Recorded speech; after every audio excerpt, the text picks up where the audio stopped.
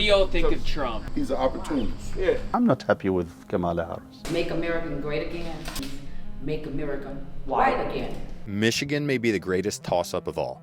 A longtime Democratic stronghold that went for Trump in 2016 and Biden in 2020, it could well decide who becomes the next president. So who will it vote for? To find out, we traveled across the state and interviewed 100 voters. We'll feature a takeaway for the 5 regions we visited, and in the end, give our prediction for who we think will win. We're doing these videos from each swing state. If you want to know who will win, make sure to subscribe. We started in Traverse City, the largest city in northern Michigan. Traverse City is a thriving, progressive tourist town whose residents include Transportation Secretary Pete Buttigieg. The city's blue, but outside it's deep red. Traverse City proper, I think it's become way more liberal. Interesting. So a little more Harris? A little more, and then if you get outside, and you get to people who are a little more in the outer of Traverse City, really a little more country, then I would say we're more mixed. red. I think Northern Michigan is a vast area of forests and coastline. Politically, though, it's not significant. Traverse City has just 16,000 people. Michigan's population is overwhelmingly concentrated in the southern half of the state, which starts in the Tri-Cities area, where we headed next. The Tri-Cities area is Michigan's bellwether region. How it goes is seen as determining how the rest of the state goes. Its 3 cities, Bay City, Midland, and Saginaw, are politically mixed. Midland, which houses the headquarters of Dow Chemical, is prospering. But both Bay City and Saginaw have suffered tremendously since GM began shuttering factories in the 1970s. Anger and poverty are widespread. What is Saginaw like? Well, it's like hell. Why is that? Well, my house got broke in by a 12-year-old and a 6-year-old. Hey, man, stay over here in this area. Don't go across Tennessee. You guys born in Saginaw? Born and raised. Born and raised. All right. How's it changed? It's getting better. Yeah, it's getting better. But it's getting worse too. Which ways? Because now it's more serious. You got kids raising kids. Stop. No direction, and they doing what they doing. All the jobs left, and now it's ganged out. You know what I'm saying? There definitely ain't no jobs if you got a felon. These people agreed things were bad, but they were split on who they would vote for. We got 28 felonies. We got 2. Yeah, we can't get a job. What do y'all think of Trump? He's an opportunist. Yeah. He'll choose whatever side that he think he'll win with. Yeah. And he'll say whatever he need to say to win. Yeah. However he wins. But we all know they ain't gonna never let no woman that part. be in control of this country. Do you have a sense of what's going to happen this year? It's a toss-up, man. Just like the state. Yeah. One other question. It's a swing county. Politics. How do you think it's going to go? I don't know. I don't like any of them. I don't like Trump at all. Then what about Kamala? I don't know. This area could well decide Michigan, so we visited Trump and Harris campaign offices to hear what their volunteers were saying.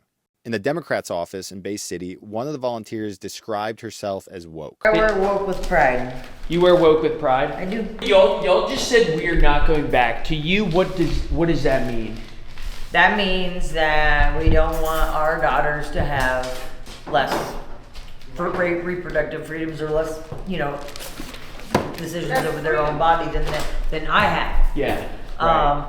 It means that we are not going back to where this is an all white country, and if you're not white, you're nothing, because that's exactly what the other side pretty much is spewing. The other was a moderate but considered Trump a racist. They say, make America great again. It's to me, as a personal fellow, it means make America white again. They had extremely different politics, but both agreed they couldn't let Trump win. One thing that was interesting here was that they weren't really for Kamala. Rather, they were against Trump. We're not going back. We are not going back. We're not going back. At the Trump office, it was the opposite. Called the Trump Shop in Saginaw, Michigan, everything inside was about Trump. Trump bobbleheads, Trump signs, Trump flags.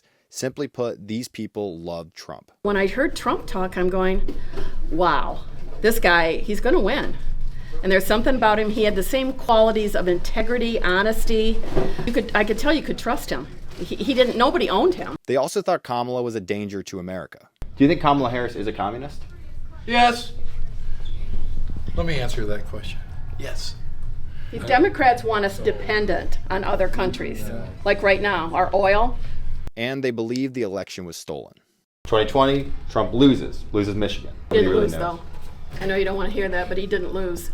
And he was up 70-some% in Saginaw County. And then everybody went to bed and they found some more votes that they needed. Truckloads. Truckloads. And you've seen the videos, I hope. There were a lot of Trump-appointed judges who reviewed this information and data, and They didn't review it. They really didn't. A day later, we interviewed Charlie LaDuff, a prominent independent investigative journalist in Detroit who worked at a polling station in Detroit in 2020. We asked him about these claims, and he was clear. From what he saw, the election was not stolen. LaDuff was there all night and said he saw nothing to indicate rigging and a lot of processes that would fight against it. Okay, so-and-so, ballot number, address, boom, signature, okay, great. Hand it to number 2. She opens it, reads the number, reads it back. I go, yep. So you know how many total envelopes the ballots were off out of 175,000? 400. There was no fraud. Now, he also made the point that if there was rigging, someone like him would have reported on it for their own careers. if I saw it, it's the easiest Pulitzer Prize in the world. And if I was a sneak and a scumbag like too many people are in this business, I could have called it into question. I'd be giving lectures. I'd be making $5 million a year doing whatever TV show. It didn't happen. It didn't happen. It's worth noting that LaDuff is no Democrat. And yet I'm an independent. I'm the best thing. Look, I voted Ronald Reagan and Barack Obama. I'm going best thing in front of me. He blames the Democratic elite for selling out America and letting the working class suffer. Detroit come back a minute? It never came back. What's a comeback mean? The kids are getting educated? They're not. Revenues are going up? They're not. Employment's going up? It's not. So what do we have? Crony, oligarchical capitalism here. To see what he meant, he took us to a Detroit trailer park where a woman told us how much worse life had gotten in the city. By the way, real quickly, this video is brought to you by Kalshi. Kalshi is the first U.S. legal prediction market. It lets you bet on real-world events like this election. So if you go to Kalshi.com, you will see real-time odds for who's going to win the election. Right now, it has Trump at 61%. And if you think that's wrong, stop whining and start winning. If you think Kamala should be higher or Trump should be higher, go ahead, make a bet on Kalshi. And if not, just take a look at the odds. It's a fascinating platform. Check out Kalshi. Link in description. Help support the channel. Thank you so much. Is crime getting better or worse? It's getting worse. How you know? I work at a gas station on the west side of Detroit. I've been there for about 4 or 5 years working, and we just see a lot of crimes in our parking lot, on our cameras, on the corners. We have cops coming in and out to get the camera footage of things that happen in the area. We have shootings. Still, she'd vote for Kamala. I want the female. Kamala? Yeah, I want the female, you know. You think she'll fix any of these problems? I hope so. I think so, because she's very strong with it, and she grew up in it, so I hope, but...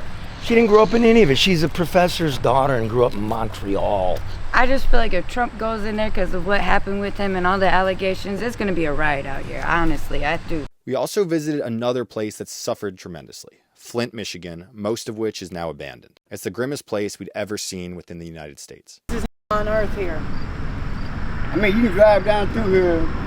Prostitutes, johns, pimps, you name it. You are in the ghetto right now. You are in the ghetto. To the extent that people were political here, they seemed to lean Trump. There you go. So that's your take on the election. But most people told us they didn't care about politics because politicians clearly did not care about them. You know, people are talking about the election. Do you care about it? Do you think it'll change your lives? And do you support anybody? I don't vote. You don't vote? No.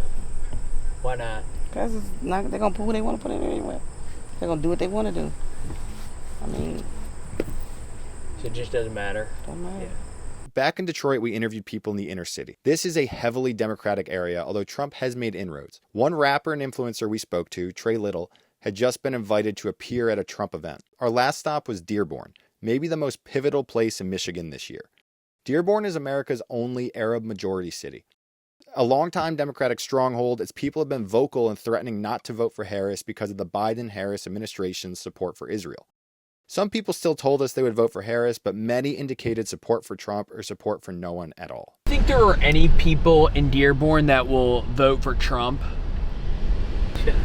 Is it like a decent number? I don't know, man. What does it say? Make America great again? Is that it? Yeah. People love Trump here. I feel like they do, and and then of course there's a lot of people that love their Democrat. Perhaps most importantly, the community's most prominent imam or Muslim leader told us he wouldn't vote for either candidate and couldn't tell people to vote for one either. I'm not satisfied with the Democrat.